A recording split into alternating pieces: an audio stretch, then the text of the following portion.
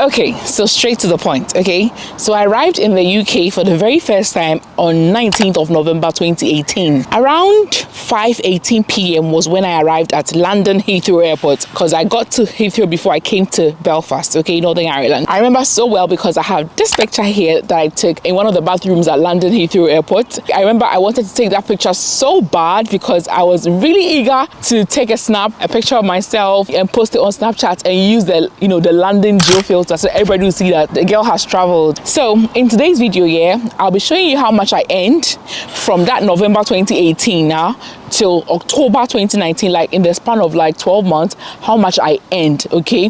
And then I'll also show you how much I was able to save within that same time period, okay? And this is in preparation towards my second episode of Frankly Speaking. So if you are new on my channel or if you don't know about this already, I have a new show that I've started on my channel called Frankly Speaking. We've already had like the first episode. It was massive. It was so fun and so nice. So what happens is I share a link on the Saturday, and it's usually like a weekend night, okay? So either Friday, Saturday night or Sunday night. I share the link, okay, to the general public. I co-host with somebody else. The first one I co-hosted with Von Vicky Talks. It was crazy. It was so nice. So this second one, guess who I'm doing it with? I'm co-hosting with Tochi Esther. Yes. So what we do on the show is, on Frankly Speaking, is I share the link to the general public and then we all discuss the topic. So it's like tuning in or calling in to a radio station to give your opinion. But this time around, it's live, so everybody will see your face. That's if you're not shy. Some people were shy, some people were not shy, but it was really fun. And then we discuss this topic, and then to help each other, especially those that are yet to come to the UK or those that are already in the UK, is really so fun, okay? The next episode, which is the second episode, on the 16th of October 2022, we'll be discussing how much you were able to save your first year in the UK. So before we even get there, I want to share my first in today's video, and then you will join me and will tell me yours on the 16th of October 2022 at 6 p.m. Okay? Stop that.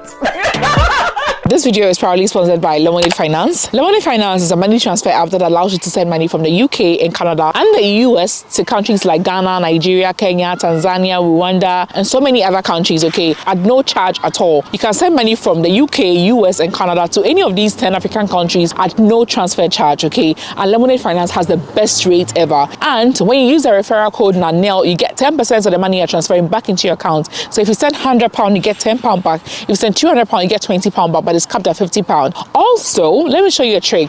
You can generate your own referral code from the Lemonade Finance app so that when friends use your referral code as well, you get a bonus, okay? So not just my referral code, you can generate your own referral code as well and share it with friends and family so that they can use your referral code to make their transfer, and then you get a bonus as well from Lemonade Finance. Aren't they the best? It's very secure, the money goes instantly, and they are very, very reliable, okay? So thank you so much, Lemonade Finance, for sponsoring today's video.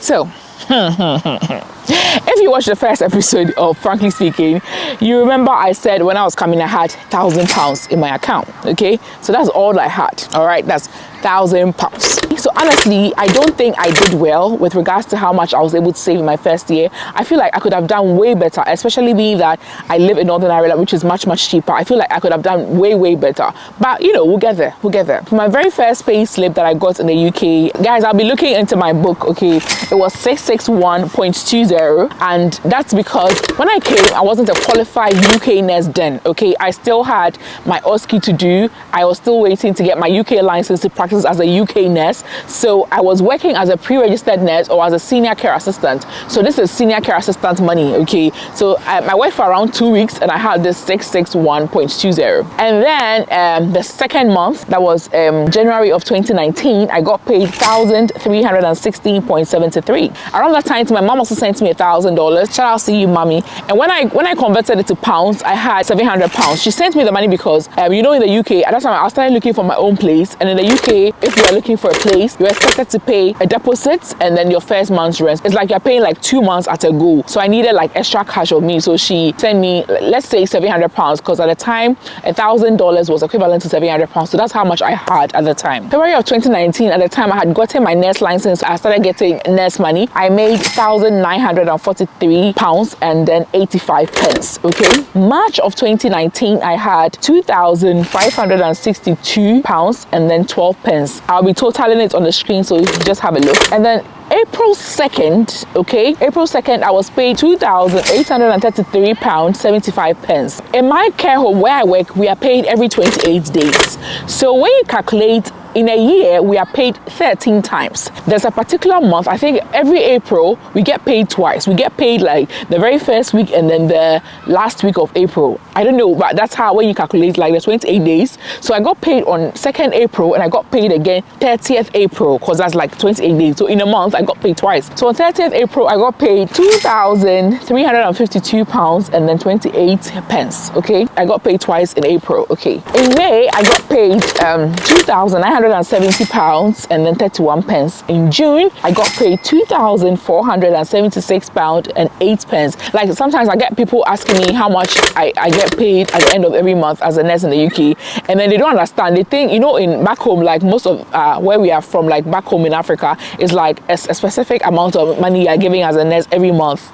But here it's not like that. You see, like all these figures I'm mentioning, it always changes. I've never had the same salary twice, because it always changes, okay? So that's why it's difficult to tell. In July, I had £2,824 and then 74 pence. In August, I brought home £2,957 and 44 pence. In September, I had £3,246 and 86 cents.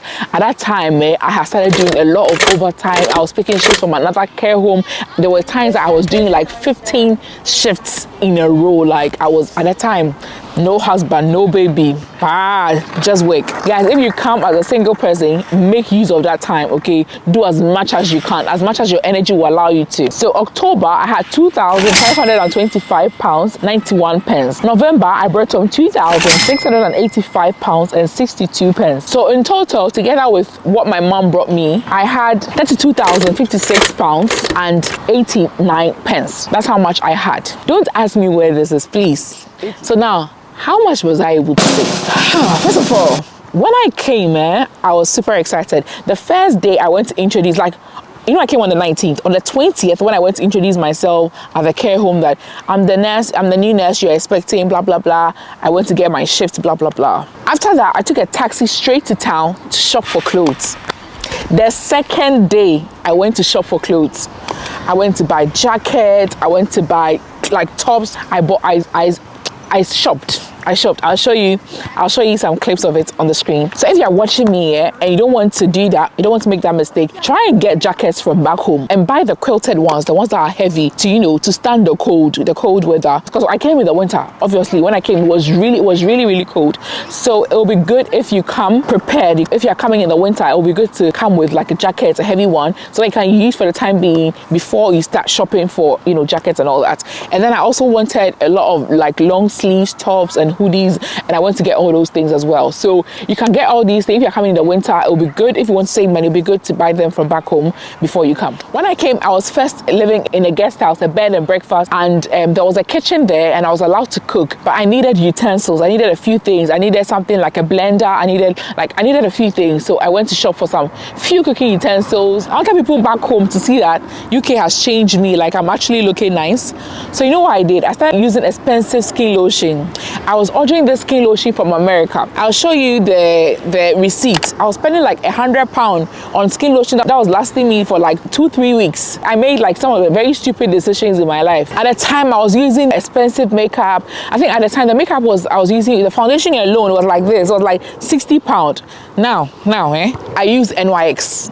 NYX is what I use. That's what I have on my face right now, and it's only £15. Guys, they are not sponsoring this video. I'm just telling you some of the, you know, decisions I made when I came and the changes that I've made now, so you can pick a few lessons from them, okay? I stayed at the guest house for a couple of, I think, a month or two. Then I moved to a colleague's place. I stayed there for like 2 weeks as I was still searching for my place, and then I got my place and then I moved, okay? Obviously, when you move to a new place, you have to buy a lot of things. I had to buy a TV. I think my TV was around £700 at the time.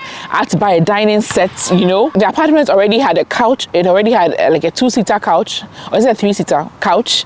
I don't remember. And then a bed. Okay, so that's what I was using. So I didn't have to buy a bed. I didn't have to buy a couch. I only had to buy the dining set, and I had to buy like a center table for the living area. And then I had to buy more cooking utensils. I had to buy a fridge. I bought a fridge for like £200. It was a used fridge. Another nurse who was leaving Northern Ireland sold it to me. Shout out to, you know who you are. Yeah, she sold it to me for £200 because the one that I had in the apartment was very tiny and it couldn't hold the bulk of food that I cook. You know, I cook in bulk and then I eat them, you know, later. So I had to get a bigger fridge. I also needed to get like a rice cooker, like a kettle, a toaster, a microwave, all those things. You know, when you're moving to a new place, I had to get like let's say wall paintings and all those things. They did take quite a chunk of my money as well. And the biggest purchase was I bought a car. So I bought a car. My car was almost $3,000. Why am I saying dollars? My car was almost £3,000. I think it was 2007. I don't remember. I'll leave it here. I'll leave everything here. It was almost 3,000. And at the time I was single. My driver's license was very fresh. So that means my insurance was high. If you watch my previous video on my cost of living when I was alone, when I was single, I was paying like over £200 for car insurance alone. So during those times, yeah, I'm just trying to give you all the things that I spent in the first year so that when you see the amount that I saved, you will not judge me too much, okay? Okay. I bought a TV stand as well, which was also like a bookshelf for me as well. One of the first things I did after I got my license was, before I came to the UK, I made a vow to God that I know people have been failing the OSCE. When I came in, the OSCE pass rate is not what it is now. 4 years ago, the OSCE pass rate was really bad. And if you don't pass the OSCE, you can't start practicing as a nurse. In my care home, at the time that I came in, every nurse there, every overseas nurse there had failed OSCE. Some had failed it once, some had failed it twice. There were even people that had failed all the 3 chances and had to go back to their home country to restart the process. And I had heard some of these things even before I came to the UK, so I was really scared. I actually started preparing for the OSCE even before I moved to the UK. I was really scared. So I made a vow to God that, God, when I come, I want to pass the OSCE once and for all. I don't want to have to rewrite. It would just dampen my spirit. When I failed the first time, it would just dampen my spirit. So I made a vow to him that I'll give him a huge offering, cash offering, if I passed the OSCE at like the first try. So when I did, I also had to send money home for them. At the time, I didn't have a church here, so I was still sending my offering back home for them to give. And I did send that offering. Obviously, I can't mention the figure here. And then also, my mommy has supported me throughout the whole process. You know, CBT, IELTS, police, whatever, tuberculosis, everything, my mom and my dad. So I also decided to buy them a huge gift. You know, when I got my first heavy paycheck, I bought them like something special. Yeah, so all these things, all these things that I mentioned there, how much did I have left? Okay, I forgot to mention, in June as well, my friend also had moved to the UK a couple of months after I had moved. Nanaba, she's like my best friend, and she's the godmother of my son RJ. So we decided to go and chill. I mean, like, what is life? Let's go and have fun. So I flew to London to meet her. We booked a guest house and then we toured London. We had fun. We went to Madame Tussauds.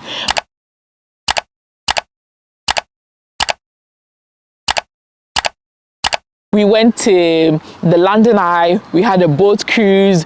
Where did we not go? We went to Thorpe Park.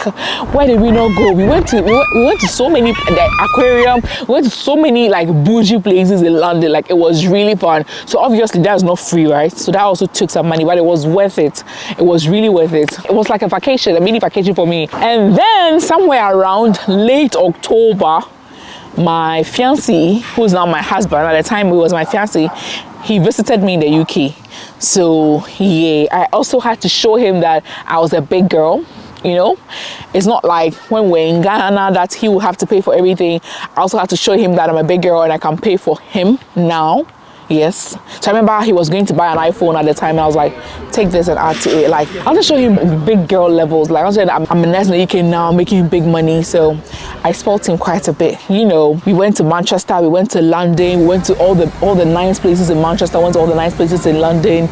We went to like very classy restaurants to eat. We went on the Game of Thrones tour. Whenever you come to Northern Ireland and you've ever watched Game of Thrones, go for the Game of Thrones tour. It will take you to some of the filming locations of Game of Thrones. It was really classy. We went there. We went to the Giant Causeway.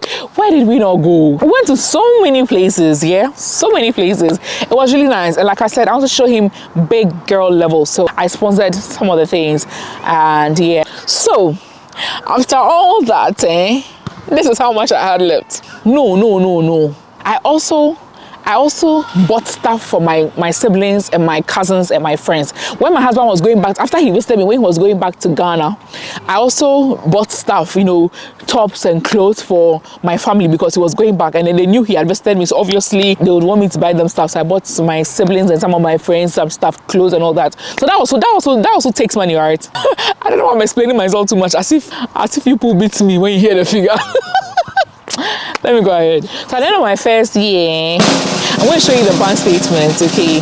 So in my ISA account, I had £6,000, and in my normal account, I had £1,000. So let's say I had about £7,000. But that, guys, don't forget I bought a car. If not for the car, it would be like 10,000 because the car was almost like 3,000, and I was paying car insurance. Don't forget all those things that I mentioned. Don't forget. So with all that, I was only able to save around £7,000 in my first year. I honestly feel like I could have saved way more with this amount because, guys, the figure I mentioned there, the total was like 32,000, and I didn't even save. I saved like I saved less than a third of it. Like, it's really bad. I feel like, one, I was single and I had a 2-bedroom to myself. I feel like I could have shared another bedroom with somebody, but I wanted my privacy. And I didn't want any issues. I could have shared the other bedroom, and then the person could have paid me, let's say, £200 a month, because at the time my rent was £495. The person could have paid me like £200 a month, and that times 12 is a lot of money. That times 12 is like 212, 224, 212, 24. Yes, 200 times 12 is like 2,000. I'd have gotten like 2,400, and that's like big money, So I feel like I could have done that. I also feel like if I had bought enough like winter clothing, I wouldn't have wasted so much on clothing when I came here. And so that's one. And I felt like I was big girl too quickly. I was ordering creams from the US, which I've stopped using, by the way. So yeah, I feel like if I had done all those things, I'd have been able to save much more. But I can't wait to hear how much you were able to save on the second episode of Frankly Speaking. So guys, I'll leave a link to that video here. If you're watching way after we've shot the video, you can watch it and see how much people were able to save their first year in the UK. Okay, and if you're watching before the 16th of October as well, please make it a point to join and tell us how much you're able to save, and give tips on what you think you could have done differently to save way more, and some of the financial mistakes that you made. Okay, so that's me. Thank you so much for watching. Bye. I grew